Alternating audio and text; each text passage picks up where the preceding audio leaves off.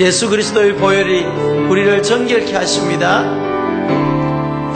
보혈을 지나 하나님 품으로, 보혈을 지나 아버지 품으로, 보혈을 지나 하나님 품으로 한 걸음씩 다시 한번 보혈을 지나, 보혈을 지나 하나님 품으로, 보혈을 지나 아버지 품으로, 보혈을 지나 하나님 품으로 한 걸음씩 나아가네. 존귀한 주 보혈이, 존귀한 주 보혈이 내 영을 새롭게 하시네. 존귀한 주 보혈이 내 영을 새롭게, 보혈을 지나, 보혈을 지나 하나님 품으로, 보혈을 지나 아버지 품으로, 보혈을 지나 하나님 품으로 한 걸음씩 나아가네. 존귀한 주 보혈이 내 영을 새롭게 하시네. 존귀한 주 보혈이 내 영을 새롭게, 존귀한 주 보혈이, 존귀한 주 보혈이 내 영을 새롭게 하시네. 존귀한 주 보혈이 내 영을 새롭게, 다시 한번 존귀한 주 보혈이, 존귀한 주 보혈이 내 영을 새롭게 하시네. 존귀한 주 보혈이 내 영을 새롭게 하네. 할렐루야. 오늘도 주님의 보혈이 우리의 영혼을 새롭게 할 줄을 믿습니다. 오늘 이 시간에 우리 하나님의 영광의 임재와 성령의 기름 부음이 있는 귀한 시간이 되기를 주님의 이름으로 축복합니다. 옛말에 이웃 사촌이라는 말이 있습니다. 이 말의 뜻은 먼 친척보다 가까운 이웃이 훨씬 낫다라는 그런 뜻이 있죠. 그래서 조선 중종 때 학자였던 김정국이라는 사람이 이런 말을 합니다. 천금으로는 밭을 사고 만금으로는 이웃을 산다. 그래서 이 사람은 이웃은 사촌이 아니고 사촌보다 더 가깝다. 그런데 삼촌보다는 덜하다. 그래서 뭐라 했겠습니까? 이웃은 삼촌 반이다 이랬습니다. 삼촌보다는 멀고 사촌보다도 가까운 자가 이웃이라는 것입니다. 유대인의 경전 탈무드에 보면은 이런 글이 소개되어집니다. 어느 날 한 청년이 랍비를 찾아와서 질문을 합니다. 선생님, 만일 한 몸에 머리가 두 개를 가진 아이가 태어난다면은 이 아이는 한 아이입니까? 두 아이입니까? 이렇게 물어봅니다. 그러자 이 말을 들은 주위의 많은 사람들의 반응은 다 달랐습니다. 어떤 사람은 머리가 2개이기 때문에 이 아이는 2명으로 취급해야 된다. 또 어떤 사람은 아니다. 몸이 하나이기 때문에 이 아이는 하나다. 이렇게 서로 이야기를 할 때 랍비가 어떻게 대답하냐면은 뜨거운 주전자, 물을 담은 주전자를 가지고 와서 그 아이의 머리에 부었을 때 와이래 화오름이 많이 생기죠, 집사님? 보름 조금만 낮춰주세요. 예. 한 아이에 주전자 물을 부었을 때 두 아이가 다 뜨고 울면은 그것은 하나고, 만약에 하나를 부었는데도 불구하고 한 사람은 울고 한 사람은 희죽희죽 웃는다면은 그것은 2사람이다. 이렇게 대답을 했다고 합니다. 무엇을 말합니까? 아픔을 우리가 공유하고 아픔을 같이 할 때 우리는 하나가 될 수 있다는 것입니다.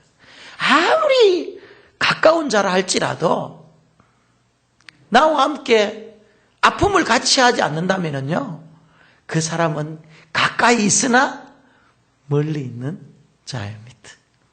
만약에 우리의 가족이 나와 아픔을 같이 하고 고통을 같이 한다면은 참 가까운 사람이죠. 그러나 말이죠, 나는 지금 아파서 힘들어하는데 전혀 그 아픔을 같이 하지 않는다면은 그것은 진정한 가족이 될 수 없는 거죠. 오늘 본문의 내용을 우리가 간략히 소개하면은요, 어떤 율법 교사가 예수님께 찾아와서 이런 질문을 던집니다. 예수님, 내가 어떻게 해야, 무엇을 해야 영생을 얻을 수 있습니까? 이런 질문. 여기서 율법학자의 질문은 우리의 인생들이 반드시 한 번은 스스로 자기 자신에게 던져보아야 될 근본적인 질문이라는 것입니다. 우리 자신에게 한번 던져봐야 할 근본적인 그 문제, 그 질문이 뭐냐? 구원의 문제요, 영생의 문제라는 것입니다. 우리의 인생은 이 땅에 왔다 가지만은 궁극적으로 풀어야 할 우리의 인생의 숙제, 나의 영혼이 어떻게 될 것인가? 어디로부터 와서 무엇을 하다가 나의 영혼이 어디로 갈 것인가 하는 그러한 근본적인 우리 인생의 그 명제를 우리는 한 번씩 다 생각해 봐야 된다는 것입니다. 이때 예수님은 율법사에게 뭐라고 대답하느냐? 무엇이라고? 이때 예수님께서 율법사에게 율법에는 무엇이라고 말하느냐라고 물었습니다. 이때 율법학자는 거침없이 신명기 6장 5절의 말씀을 인용합니다. 그것이 무엇이냐면 내 마음을 다하고 뜻을 다하고 목숨을 다하여 주 너희 하나님을 사랑하고 내 이웃을 내 자신의 몸과 같이 사랑하라. 신명기 6장 5절의 말씀을 그대로 인용합니다. 율법학자의 이 질문과 율법학자의 이 대답은요, 100점짜리였습니다. 그의 질문은 전곡을 찌르고 그의 대답은 하나님의 말씀, 기록된 그 말씀 그대로 인용했기 때문에 100점짜리였습니다. 그렇습니다, 여러분. 하나님을 사랑하고 우리의 인생이 내 이웃을 내 몸과 같이 사랑하는 것, 이것은요 가장 우리 인생에서 중요한 문제입니다. 우리가 영생을 얻고 구원의 문제를 얻기 위해서는 반드시 하나님과의 관계가 바로 되어 있어야 되는 거예요. 하나님과의 관계가 멀어지고 하나님과 분리된 이러한 상황에서는 절대 우리가 영적인 구원을 얻을 수 없는 거예요. 생명을 누릴 수 없는 거예요. 뿐만 아니라 우리는 이 땅 살아가면서 하나님의 백성이 되었다면은 우리 주위에 있는 많은 이웃들을 내 몸과 같이 사랑해야 되는 거예요. 그런데 문제는 이 율법학자가 지식적으로는 하나님의 사랑, 이웃의 사랑을 잘 알고 있었음에도 불구하고 이 율법학자에 있어서 가장 치명적인 약점이 있었는데 그것이 무엇이냐면은 실천적 사랑이 부족했다라는 것입니다. 아무리 성경적 지식이 뛰어나고 내가 많은 것들을 알고 있다 할지라도 그것이 우리 삶 속에서 실천적으로 나타나지 아니하고 행동으로 나타나지 아니하면은 그러한 모든 지식들은 아무런 의미가 없다라는 것을 우리 주님께서는 말씀하고 있는 거예요. 그래서 오늘 본문의 말씀을 통해서 예수님께서 우리에게 있어서 정말 중요한 것은 머리에 든 지식이 아니라 우리의 삶 속에서 나타나는 그 사랑의 실천이 정말 중요하다는 것을 보여주고 있는 거예요. 어떤 사람이 예루살렘에서 여리고로 내려가는 도중에 강도를 만나가지고 그만 죽게 되었어요. 아무런 사람들이 돌보지 아니하고 그냥 죽을 수밖에 없는 그런 상황에 놓여져 있었습니다. 그런데 마침 한 제사장이 그곳을 지나갔습니다. 그런데 구석에서 한 사람이 신음하고 죽어가는 거예요. 그런데 이 제사장은요 그냥 지나쳐버려요. 못 본 채 한 거예요. 얼마 후에 또 성전에서 수종을 드는 레위인들이 그곳을 지나가게 됩니다. 그런데 제사장과 똑같이 죽어가는 사람을 그냥 옆에 두고 그냥 지나쳐버리는 거예요. 그런데 얼마 있지 않아 그곳을 지나가던 한 사마리아인이 있었습니다. 이 사마리아인은 그에게 다가가서 자기가 가지고 있는 기름과 포도주를 써서 상처에 싸매주고 발라주고 그리고 주막으로 데려가서 그의 생명을 돌봅니다. 누가 진정한 이웃입니까? 누가 진정한 이웃입니까? 제사장입니까? 레위인입니까? 사마리아인입니까? 사마리아인입니다. 그런데 여기에 등장하는 네 사람은요 잘 관찰해 보면은 강도 만난 사람도 유대인이에요. 제사장도 유대인이에요. 레위인도 유대인이에요. 그런데 강도 만난 사람을 구원해 준 사람은 누구라고요? 사마리아인입니다. 이 사마리아인은 어떤 사람이냐? BC 722년 북쪽 이스라엘이 아수르라는 나라에서 멸망당할 때 이 아수르라는 나라의 왕이 그 사람들을 잡아가면서 그 사마리아 성에다가 저 북방에 있는 사람들을 다 이주시켜 버렸어요. 그러니까 결국은 사마리아에 남아있는 사람들은 어떻게 되겠습니까? 북방의 사람들과 함께 살면서 피가 섞인 거예요. 한마디로 유대인들이 순수 혈통을 잃어버린 거예요. 그러니까 유대인들은 이 사마리아인들을 보고 항상 개와 같이 너희들은 순수 혈통을 잃어버린 개 같은 종자들이다. 너희들하고는 밥도 안 먹고 이야기도 안 해. 완전 오늘날 말하면 완전히 왕따를 시켰던 그런 사람들이 바로 사마리아인이었습니다. 그런데 예수님께서 이 사마리아인의 비유를 들면서 의도하신 것이 무엇냐? 정말 진정한 이웃이 누구냐는 것을 말하는 거예요. 그것은 민족적 우월감 그거 중요하지 아니하다. 수수혈통 그거 아무 상관없다. 정말 중요한 것은 우리가 이웃을 사랑하고 하나님을 사랑한다면은 내 주위에 이렇게 어려움을 당하고 있는 사람이 있는데 그 사람들을 그냥 못 본 채 지나가는 것이 아니고 그들을 사랑으로 돌봐주고 그들을 긍휼히 여기는 것이 진짜 우리의 이웃이지. 혈통 중요한 것 아니야. 가문 중요한 거 아니야. 민족성 그런 거 중요한 거 아니라는 것입니다. 진짜 중요한 건 예수의 사랑을 전하는 것이 진짜 중요하다는 거예요. 그 사랑을 우리의 몸으로서 실천하는 것이 중요하다는 것을 말하고 있는 것입니다. 이 땅에 70억이 넘는 인구가 살고 있습니다. 이 많은 인구들 가운데 크게 세 부류의 종류로 나눌 수 있어요. 첫째는요, 이 강도와 같이 있어서는 안 될 사람들이 있는 거예요. 이 땅에는 정말 없어야 될 존재들이 있어요. 강도처럼 말이죠. 그리고 또 둘째 부류는요, 있으나마나한 사람들이 있어요. 아무런 유익이 없는 사람. 마치 이 제사장과 레위인처럼 정말 유익이 없고 있으나마나한 그런 존재들도 있어요. 그리고 또 마지막 부류의 사람은요, 이 땅에 꼭 필요로 하는 사람이 있단 말이죠. 마치 사마리아인가.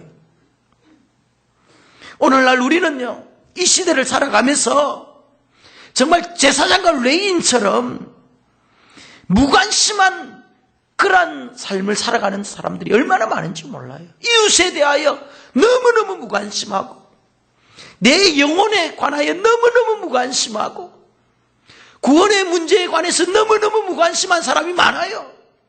세상에 대해서는 관심이 많고 세상의 유행에 대해서는 민감하고 세상의 풍요에 대해서는 어떻게 해서라도 내가 취하려고 하지만은 정말 주님의 사랑을 실천하고 내 영혼의 문제를 위해 고민하고 앞으로 사후에 내가 가야 될 그곳을 위해서 내 영혼을 때를 준비하는 자들은 별로 없더라는 것입니다.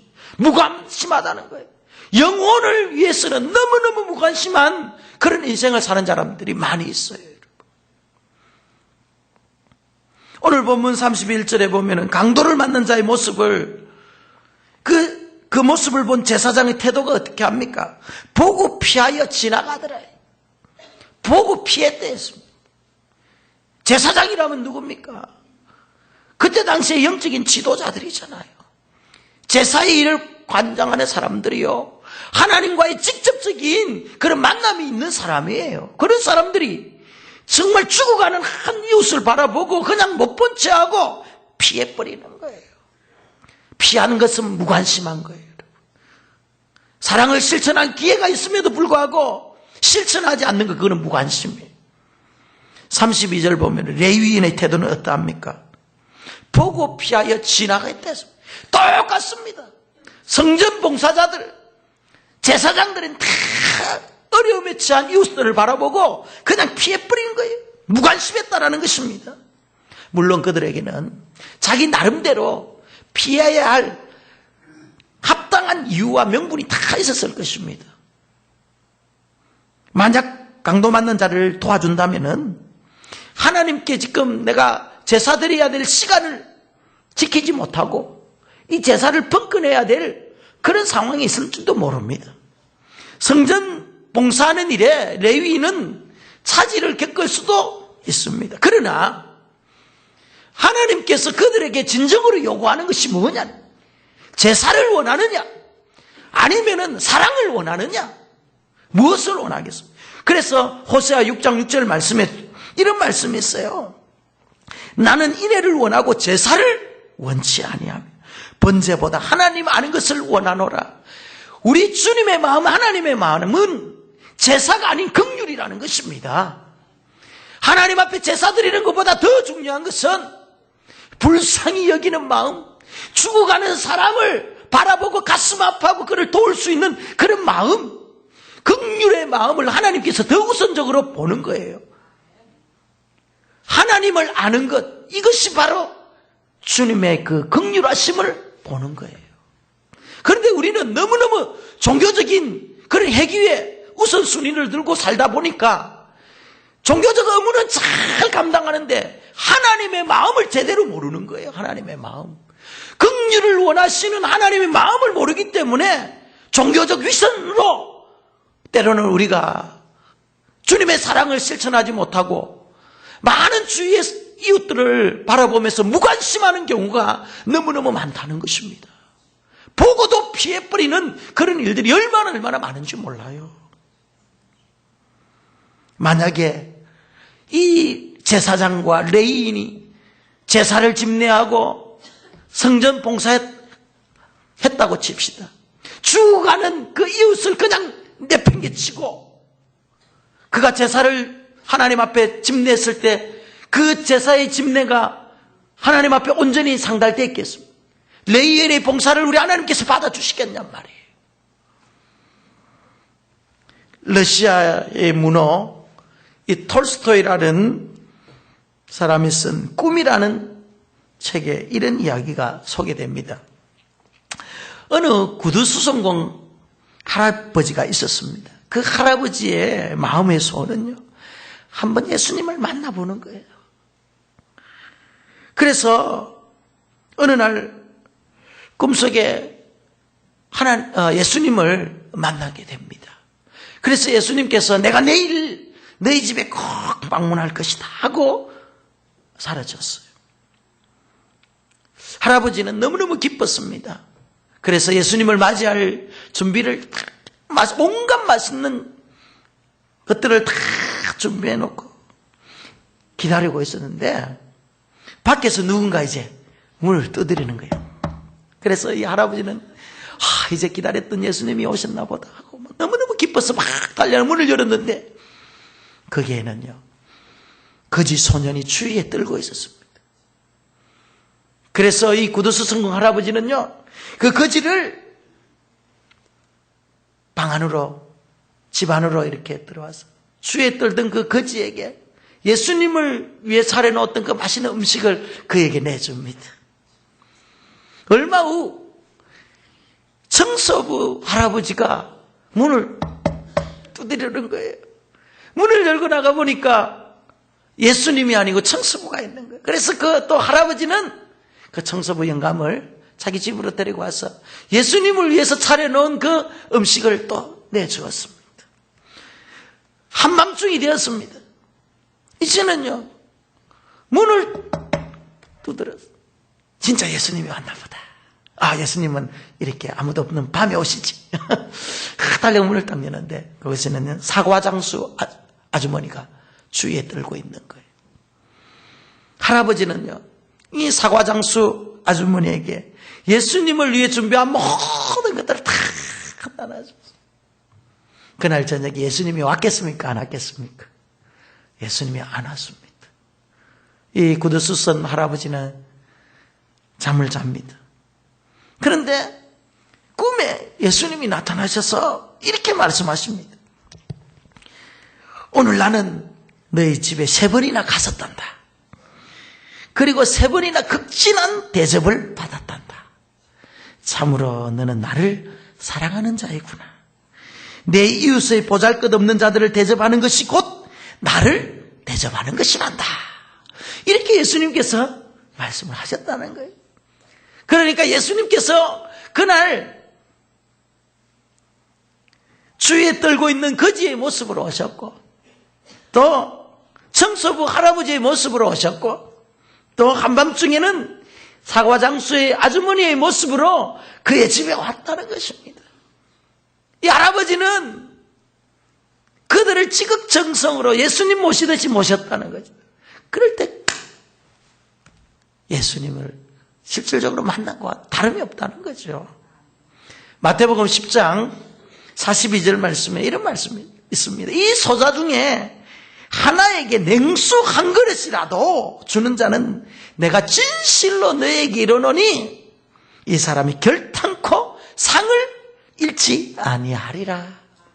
그러니까 작은 자 소자에게, 여기에서 소자는요 연약하고 보잘것없고 이 땅에서 정말 사람들로부터 멸시당하고 정말로 사람들로부터 힘들어하는 그런 사람들, 가진 것 없고 소외당하고 불쌍한 그런 자들을 이야기하는 거예요. 그런 자들에게 냉수 한 그릇이라도 주님의 이름으로 대접하면은 그것은 상을 잃지 아니.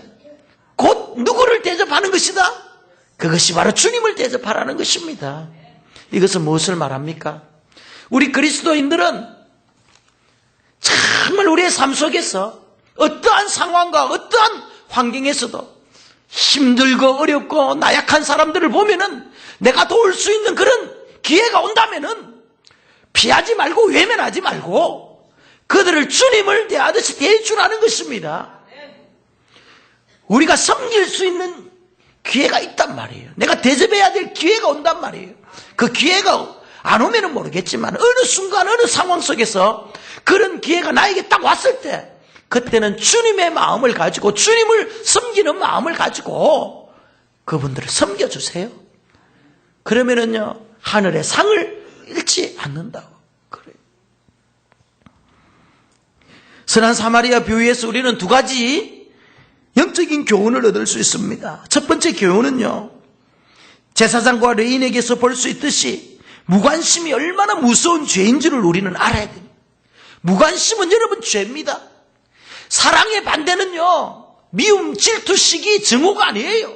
무관심이에요. 무관심. 사고 현장에 그 목격자를 찾는 것이 참으로 힘들다고 그래요. 왜 그런 줄 알아요?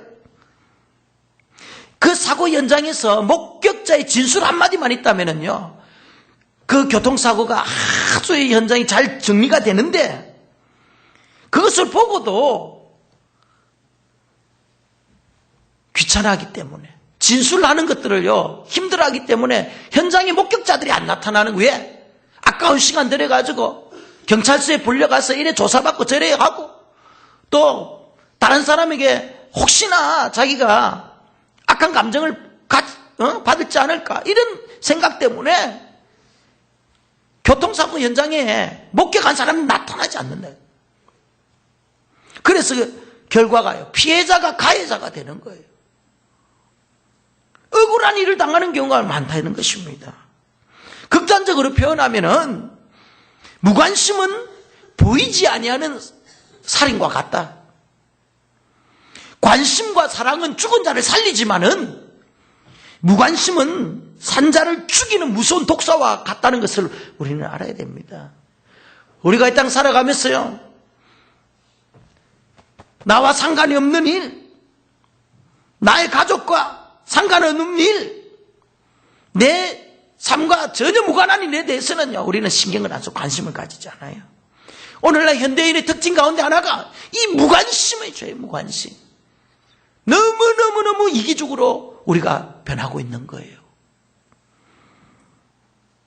주님의 사랑을 강조하는 교회에서조차도 무관심 때문에 죽어가는 영혼들이 많이 있는 거예요. 제사장과 레인의 마음속에 있었던 이 무관심이 오늘날 우리의 마음속에도 서서히 침투하고 있는 거예요. 교회 안에서조차도 그렇게 되어져 가는 거예요.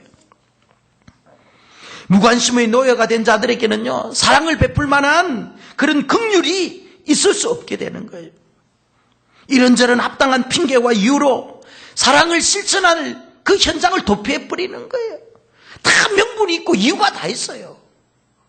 그래서 스스로 자신을 합리화시키려, 나는 그때 이럴 수밖에 없었다는 거죠. 이런 핑계를 대고 주님의 사랑을 실천하지 못할 때가 너무너무 많이 있다는 것입니다.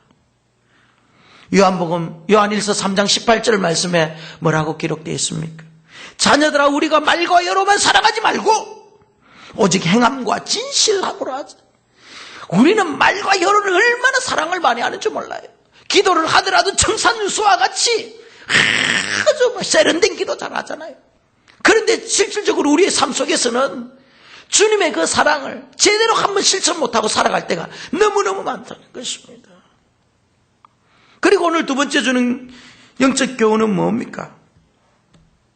우리 주위에는요, 영적으로 강도를 맞는 자들이 너무너무 많다는 거예요. 우리 주위에 영적 강도를 맞는 자들이 많이 있어요. 어려울 때 이웃을 도와주고 힘들 때 위로해 주는 것은요, 반쪽짜리 사랑이에요. 그런데 중요한 것은 그들의 영혼을 구원하는 데까지 우리가 이르러야 온전한 사랑이 될 수 있다는 것입니다. 그렇습니다, 여러분. 우리가 온전한 사랑의 실천은 이 땅에 영적으로 강도 만난 많은 사람들, 그런 사람들을 주님께로 인도하고 그들의 영혼을 지옥에서 천국으로 구원시키는 것이 완전한 우리의 사랑을 실천하는 거예요. 사마리아 사람 같은 참 이웃이 되기를 원한다면요, 그들의 영혼을 염려하고 불쌍히 여기는 마음을 가지고 도와줘야 되는 거예요. 오늘날 우리 주위에는요, 영적으로 강도 맞는 사람이 얼마나 많이 있습니까, 여러분? 죄와 사명의 권세 아래 매여서 오늘도 지옥 권세 아래 살아가는 사람들이 얼마나 많이 있습니까? 인생의 의미를 깨닫지 못하고 하나님께서 이 땅에 그들을 불러주신 목적을 깨닫지 못하고 살아가는 수많은 영혼들, 강도 만난 영혼들이 얼마나 많이 있습니까? 사단에게 그들의 모든 축복을 다 빼앗겨버리고 영적인 모든 은혜를 다 빼앗겨버리고 살아가는 강도 만난 사람들, 그런 자들에게 우리는 어떻게 해야 되냐? 예수 그리스도의 사랑과 예수님의 이름으로 그들에게 다가가서 그들을 구원해야 되는 거예요. 예수님께서 왜 자신의 핏값을 지불하면서 우리를 구원해 주셨습니까? 왜 예수님께서 이곳에 주님의 몸된 교회를 세워주셨습니까? 이 땅에 많은 죽어가는 영혼들, 강도 만나 지금 허덕이고 있는 사람들, 죽음의 일부 직전에 있는 그런 사람들을 우리 주님께서 그들을 도와주고 사랑을 실천하고 그들을 주께로 인도하기 위해서 우리를 구원해 주셨고 이곳에 교회를 세워주신 것이 아닙니까? 그냥 우리가 예수 믿고 영적인 만족 누리고 자녀들이 잘되고 우리 가정이 형통하고 이것은요 다 제사장과 레인처럼 사는 거예요. 주위에 죽어가는 강도 맞는 사람들을 바라보고 무관심한 거예요. 무관심한 거예요. 지금 하나님께서 우리에게 원하시는 것이 무엇입니까? 그것은 제사가 아닌 긍휼이에요. 긍휼의 마음을 우리 주님께서 원하시는 것입니다. 영혼을 불쌍히 여기는 마음, 그들의 마지막이 어떠한 것을 바라보고 불쌍히 여기는 그런 마음. 성경 10편 90편 10절 말씀에 우리의 연수가 70이요 강건하면 80일, 그 연수의 자랑은 수고와 슬픔뿐이요 신속히 지나가니 우리가 날아가나이다. 지금 우리가 이 땅에서 사는 이 70년과 80년의 짧은 인생은요 영원의 시간을 준비하는 시간이에요. 그래서 아주 이 짧은 시간이 내가 어떻게 사느냐에 따라서 영원히 좌우되는 거예요. 영원한 시간 속에서 영원한 행복을 보장받는 길이 무엇입니까? 여러분, 그것이 예수 그리스도를 영접하는 것입니다. 이 땅에 죽어가는 많은 영혼들, 이 땅에 강도 만나서 허덕이는 영혼들에게 우리 주 예수 그리스도를 증거하는 것입니다. 복음을 증거하는 것입니다. 여러분, 그래서 우리에게 성령을 주셨습니다. 성령의 능력을 받아서 땅끝까지 복음을 증거하고 내 이웃의 강도 맞는 자들을 구원하고 사단의 속박으로부터 그들을 건져내고 내가 진실로 너희에게 이르노니 내 말을 듣고 또 나 보내신 이를 믿는 자는 영생을 얻었고 심판에 이르지 아니하느니 사망에서 생명으로 옮겼느니라. 영접하는 자 곧 그 이름을 믿는 자들에게는 하나님의 자녀가 되는 권세를 주셨느니라. 내가 만일 내 입으로 예수를 주라 시인하고 하나님이 그를 죽은 자 가운데서 살린 것을 네 마음으로 믿으면 구원을 얻으리니 사람이 마음으로 믿어 의에 이르고 입으로 시인하여 구원에 이르니라. 볼지어다 내가 문 밖에 서서 두드리노니 누구든지 내 음성을 듣고 문을 열면 내가 그에게로 들어가 그로 더불어 먹고 그는 나로 더불어 먹으리라. 우리 예수 그리스도를 위해서 우리의 마음의 문을 열고 그를 영접하면은 그분이 우리 인생의 주인이 되어주시고 강도 만난 그런 영혼들이 고침을 받고 주께로 돌아오는 역사가 일어나는 것입니다. 여러분, 우리의 짧은 인생 누가 다스리느냐에 따라서 우리의 영혼이 결정되는 거예요. 지금 주위를 여러분 한번 돌아보십시오. 아직 우리 집안에 예수를 믿지 않는 식구들이 얼마나 많이 있습니까? 나의 고륙칠척들이 어둠의 권세 아래 매여 멸망의 길로 가는 자들이 얼마나 많이 있습니까? 그들의 영혼이 전혀 불쌍히 여기지 않는다면 지금 우리는요 무관심한 자들이에요. 그들이 지금 지옥의 길로 가고 그 뜨거운 지옥불에서 지금 그들의 영혼이 영원토록 멸망의 길로 가는 것을 우리가 알고 있으면서도 그들에게 예수님을 전하지 아니하고 그들을 구원의 길로 인도하지 않는 것은 우리의 무관심입니다. 여러분, 무관심은 죄라고 했습니다. 주님 앞에 섰을 때 책망받을 일이에요. 사마리아 사람처럼 우리는요 영혼의 강도 만난 사람들을 불쌍히 여길 줄 알아야 돼요. 믿지 않는 부모 형제, 남편과 그리고 사랑하는 부인, 사랑하는 자녀를 그냥 내버려 두고 나 혼자 예배를 드리고 그러면은 안 되는 거예요. 마음의 부담감이 있어야 됩니다. 나의 사랑하는 자녀들, 나의 사랑하는 형제들을 바라보면서 마음의 부담감이 있어야 되는 거예요. 안타까워하면서 우리가 눈물을 흘리며 기도하고 어떻게 하면 저들의 영혼을 주께로 인도할 것인가를 우리가 말이죠 고민하고 애타게 부르짖고 간구해야 되는 거예요. 이런 심령이 있을 때 주님의 긍휼이 임하는 겁니다. 여러분, 가나안 농군학교 설립자 김용기 장로님이 쓴 글에는 이런 간증이 있습니다. 가나안 농군학교 양계장에 그리고 토끼장에 불이 난 거예요. 그때 당시에 닭이 한 500만 원을 기다리고 앙고라 토끼 있죠. 그걸 한 200마리를 이렇게 길렀어요. 그런데 갑자기 말이에요. 불이 나니까 막 난리가 난 거예요. 그래서 그 집안 사람들과 그리고 고육생들이 다 나와서 불을 끌려고 하는데 불길이 잡힙니까? 그러자 이 김용기 장로님이 사람들에게 소리를 지르고, 자, 우리 어떻게 할 수 없습니까? 오늘 이 현장을 바라보면서 우리가 살아있는 교육을 받읍시다.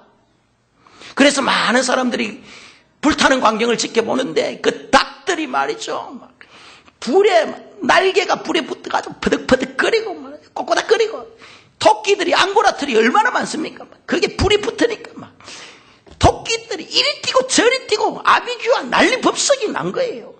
그러면서 그곳에 있는 사람들이 다 같은 마음을 가졌는데 그게 뭐냐? 예수를 믿지 아니하고 지옥 가면은 불과 그 유황으로 말미암아 우리가 저렇게 막 불 가운데서 뜨거워가지고 바닥거리고 말이죠. 어찌할 수 없는 그런 우리의 영혼이 된다라는 것을 다 그들은 그것도 깨달았다는 거예요. 지옥이 저거보다 더 100배, 1000배 무섭다라는 것을 그때 깨달은 거예요. 지옥은 여러분 실제로 존재하는 곳입니다. 지옥이 없다라고 생각하고 영혼에 대한 우리의 의식을 가지지 않고 살면은 언제 양계장에 불이 나가지고 홀랑 다 없어질 줄 모르는 그런 인생을 사는 거예요, 그런 사람들은. 그런데 성경은 분명히 말합니다. 지옥의 존재가 있고 천국의 존재가 있다. 천국에 가는 길이 분명히 성경을 통해서 말씀해 주셨고, 어떻게 하면 지옥에 떨어진다라는 건 성경에 분명히 예수님께서 말씀해 주셨는데도 불구하고 우리가 영적으로 무지몽매해서 지금도 이 멸망의 길, 지옥의 길로 가는 사람이 너무너무 많다는 것입니다. 저는 우리 가수원교회 모든 성도가 이 지옥의 권세에서 벗어나서 천국으로 인도함을 받는 자들이 다 되기를 바랍니다. 내뿐만 아니라 나의 가족들, 나의 주위의 친척들, 나의 사랑하는 자녀 남편들도 이제 더 이상 그 지옥불에서 허덕이지 아니하고 다 천국으로 올라가서 영원한 때를 준비하는 행복한 삶을 사는 그런 우리 가수원교회 성도의 가족이 다 되기를 주님의 이름으로 축원합니다. 이제 여러분 11월 17일 날은 우리 교회가 영적으로 강도 만난 자들을 자유케 하는 날이에요. 그들을 구원하는 날이에요. 그날에 와서 그들이 복음을 듣고 정말 예수 그리스도의 십자가를 경험하고 하나님을 만나면은 반드시 그들의 인생은 변화될 줄 믿습니다. 그날을 위해서 여러분 기도하십시오. 그날이 그들의 인생의 최고의 전환점이 될 수도 있다는 것입니다. 그들의 인생이 180도로 변화될 수 있는 절호의 기회가 될 수 있다는 것입니다. 무관심하면 안 됩니다, 여러분. 나의 사랑하는 부모 형제를 위해서, 여러분 강도 만난 이웃을 위해서 여러분 기도하시고 그들을 주님께로 인도하고, 그날에 이 땅에 우리가 추수감사의 축제뿐만 아니라 영혼을 추수하는 그런 추수의 축제가 되기를 주님의 이름으로 축복합니다.